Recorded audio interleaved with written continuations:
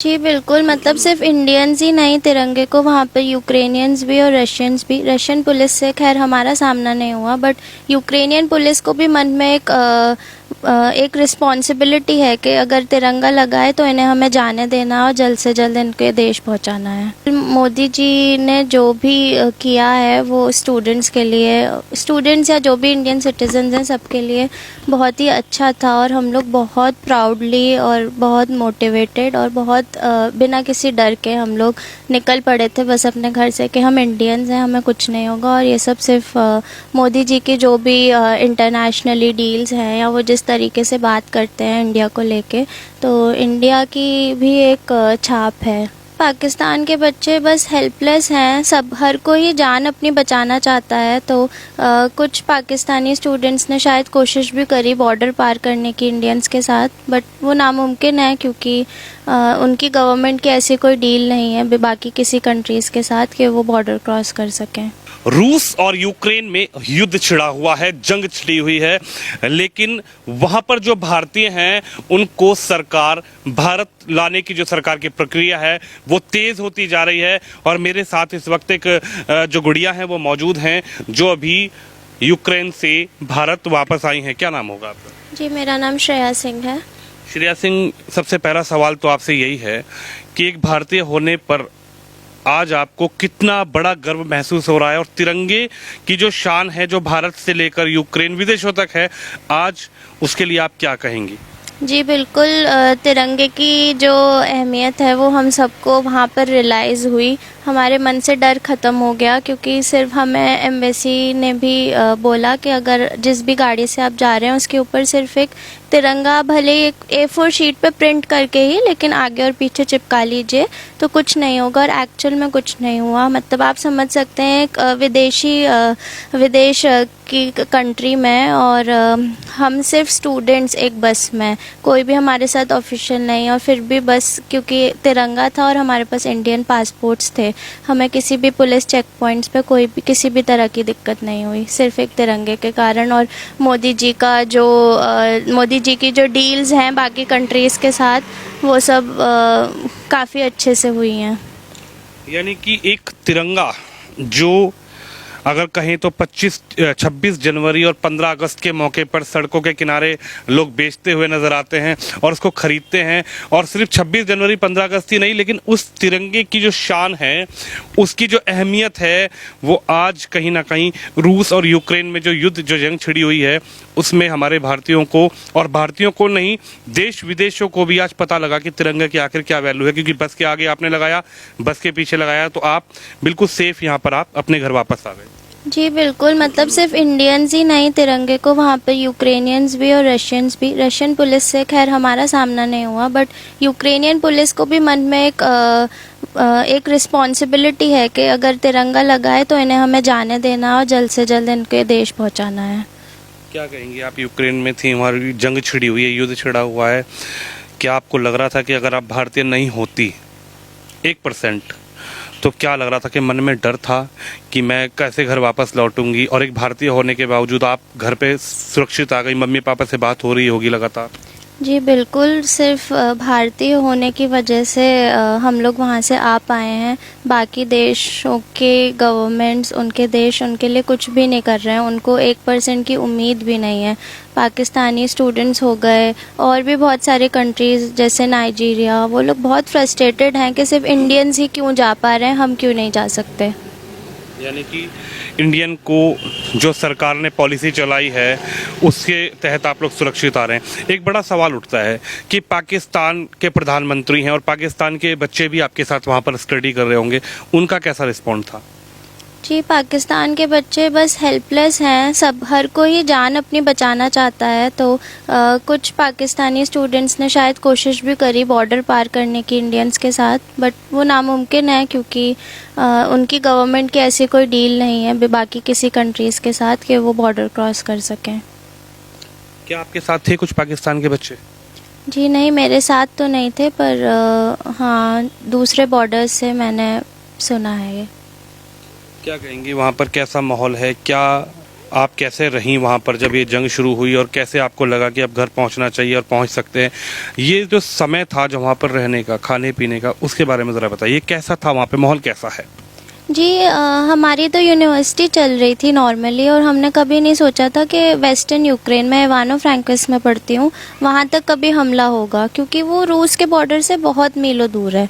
लेकिन जब 24 तारीख की सुबह जब वहाँ हमला हुआ तब हम काफ़ी डर गए, और हमने बस खाना स्टॉक करने की कोशिश करी और कैश विड्रॉ करने हम लोग गए एटीएम से, क्योंकि बहुत मतलब खाना वाना सब ख़त्म हो रहा था शॉप्स में। फिर भी हमने स्टॉक किया था और हम लोग बहुत कंफ्यूज थे कि हम जा भी पाएंगे कि नहीं, लेकिन उसके बाद सरकार की ये स्कीम चालू हुई और किसी तरह से मैं यहाँ आ गई हूँ। अभी भी बहुत बच्चे वहाँ फंसे हुए हैं और मैं उम्मीद करती हूँ कि मोदी जी सबको लाएंगे। यानी कि देश के प्रधानमंत्री नरेंद्र मोदी जो एक उनकी जो कूटनीति है उसको आप सपोर्ट कर रही हैं, और लग रहा है कि और जो बच्चे हैं वो भी यहाँ पर आएंगे वापस।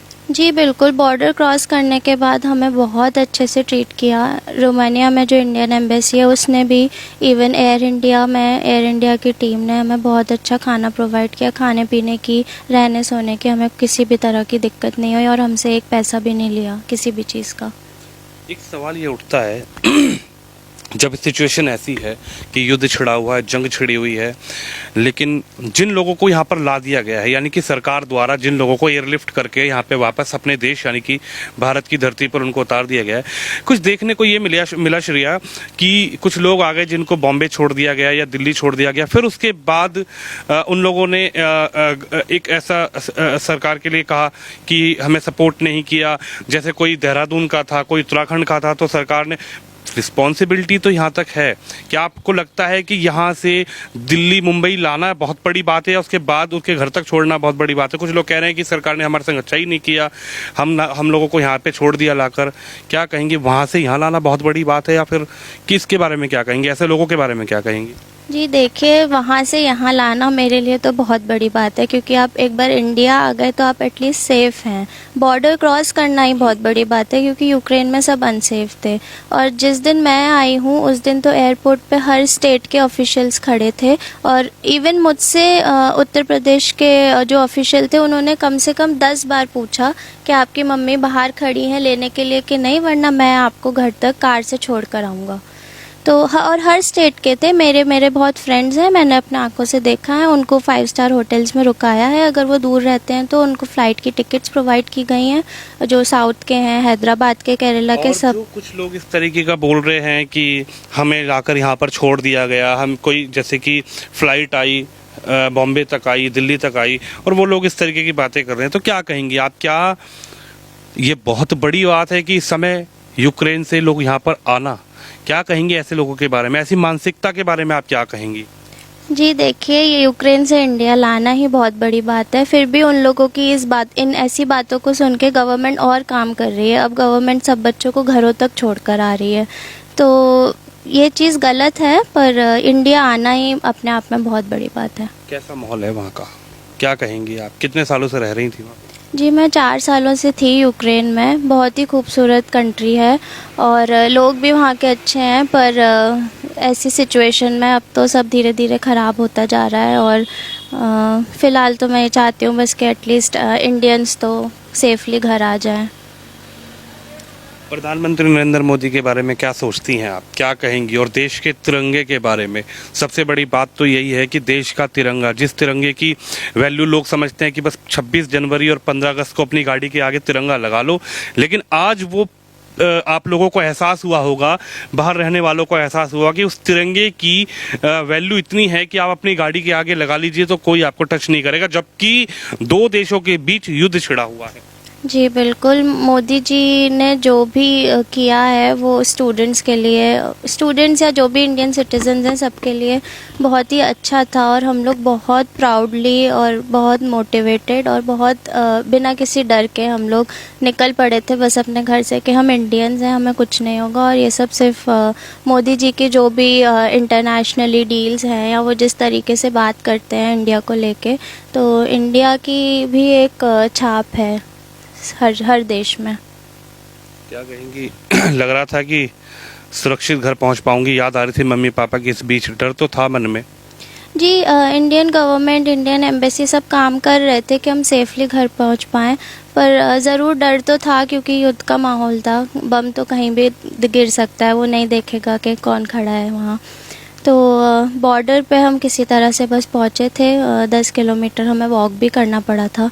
और बॉर्डर पे बहुत दिक्कतें हैं क्योंकि वहाँ पे हर देश के सिटीजन्स हैं और वो सब लोग बहुत फ्रस्ट्रेटेड हैं क्योंकि जो बॉर्डर का गेट खुल रहा है वो सिर्फ इंडियंस के लिए खुल रहा है और वो गेट जैसे ही खुलता है वहाँ बहुत भगदड़ मच जाती है और हज़ारों की भीड़ है। 5,000 6,000 लोग हर बॉर्डर पे हैं, हर बॉर्डर पे।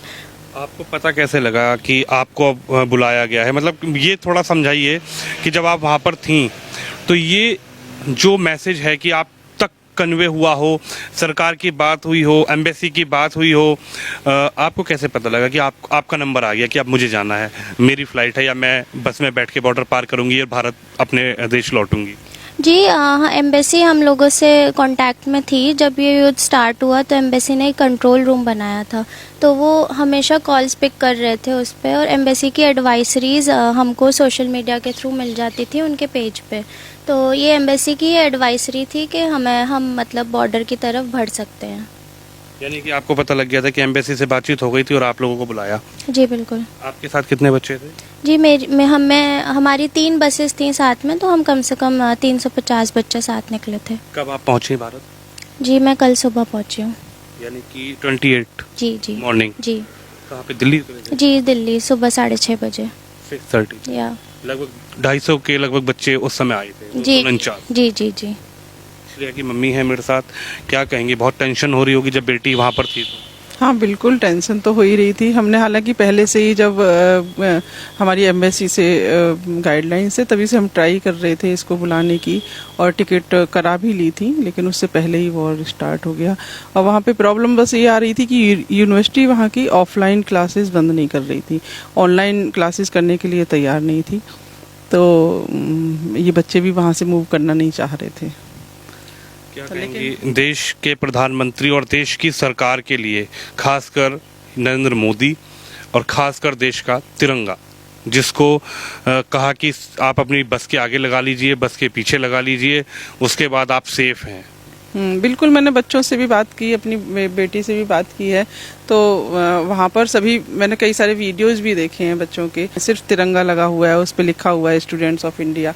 तो ये बहुत बड़ी बात है कि नरेंद्र मोदी जी की, हाँ, मतलब दूसरे विदेशों में नरेंद्र मोदी जी ने ऐसा कर दिया है अपने भारत की छवि को।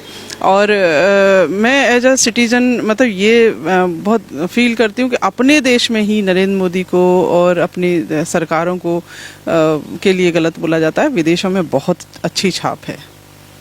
यानी कि देश के प्रधानमंत्री ने जो आप लोगों के बच्चे वहाँ पर हैं इस युद्ध के दौरान, वो सुरक्षित लेकर उनको पहुँचाया जा रहा है उनके घर पे? हाँ बिल्कुल बिल्कुल पहुंचाया जा रहा है। वहाँ पर भी एयरपोर्ट पे मैंने देखा कि सिर्फ यही नहीं कि वहाँ से लेके आए हैं, एयरपोर्ट पे भी हर बच्चे के लिए गाड़ी खड़ी हुई है, नोवा खड़ी हुई है और वो बिल्कुल कंफर्म कर रहे हैं कि पेरेंट्स आए हैं तो ही उनको छोड़ रहे हैं, अदरवाइज उनको घर तक छोड़ने की ड्यूटी दी गई है। और मैं समझ पा रही हूँ कि फर्स्ट टाइम मैंने नोटिस किया है कि ऑफिसर्स पहली बार अपनी जिम्मेदारी को प्रॉपर तरीके से निभा रहे हैं। अदरवाइज वो ऊपर का जो उनका ऑर्डर्स हैं, पहले नहीं कभी भी मैंने ऐसा देखा था। बहुत सारी योजनाएं निकलती थी और वो पब्लिक तक कभी नहीं पहुंचा करती थी। ये पहली बार चेंज आ रहा है, लेकिन अफसोस होता है कि अपने देश के ही लोग अभी भी उस चीज़ को पॉजिटिव नहीं ले रहे हैं, बहुत नेगेटिव व्यूज़ दे रहे हैं। अभी भी मतलब इस तरह की बातें हो रही हैं कि वहाँ गए क्यों थे, उन्हें उठा के क्यों लाना है, भाई उसकी भी बहुत सारी चीज़ें हैं। और बच्चे ये भी सब नीट क्वालिफाई करके गए हैं और आधी अधूरी जानकारी को बहुत हाईलाइट कर रहे हैं। और जितनी विद्यालय यहाँ पर हमारे यहाँ पे यूनिवर्सिटी है मेडिकल की, उन डॉक्टर्स से क्या हमारा इतना बड़ा देश संभल सकता है? नहीं संभल सकता, मरने लग जाएंगे अगर डॉक्टर्स बाहर से नहीं पढ़ के आएंगे। तो पढ़ाई के लिए तो बाहर गई थे। बस बहुत छोटा सा एक आखिरी सवाल, क्या कहेंगे आप पाकिस्तान के बच्चों और इमरान खान के लिए, क्योंकि आप तो वहाँ पर रही, एक तरफ भारत है और एक तरफ पाकिस्तान है, कितना डिफरेंस आप समझ में आया आज आपको कितना डिफरेंट समझ में आ रहा है? जी पाकिस्तान से भारत का कंपैरिजन करना ही एक गलत बात है मेरे हिसाब से। तो वहाँ के बच्चों की हालत, बस उन्हें कुछ उम्मीद ही नहीं है। उनको बस ये है या तो यहीं रहना है, सेफ रह लिए तो ठीक है, वरना जो होगा। और इंडियंस का हम देख रहे हैं कि उनमें इतना मोटिवेशन है कि वो बिना डर के सिर्फ तिरंगा लेके एक विदेश कंट्री में वो सिर्फ तिरंगा लेके निकल पड़े हैं। तिरंगा लेके निकल पड़े हैं। 5 रुपए में बिकने वाला 15 अगस्त और 26 जनवरी को जो तिरंगा है, जिसको लोग अपनी गाड़ी पर लगाकर शान अपनी बनाते हैं, उस तिरंगे की ताकत, उस तिरंगे की वैल्यू और उस तिरंगे की शान यूक्रेन से आई। श्रेया ने बताया कि किस तरीके से वहां पर जंग जो छिड़ी हुई है उसके दौरान कहा गया कि आप अपनी बस के आगे एक तिरंगा लगा लीजिए, एक बस के पीछे तिरंगा नहीं भी है तो A4 साइज पर आप प्रिंट निकाल के वो तिरंगा लगा लीजिए, आप भारत सेफ पहुंचेंगी और उसकी जिम्मेदारी भी सरकार पर सेफ पहुंचाने की है। तो देखा आपने किस तरीके से यूक्रेन से आई श्रेया से हमने बातचीत करी और वहाँ की क्या हालात हैं और किस तरीके से वहाँ से एयरलिफ्ट करके बच्चों को भारत लाया जा रहा है। कैमरामैन तुषार के साथ मैं विनोद शर्मा, आगरा से हेडलाइंस इंडिया के लिए।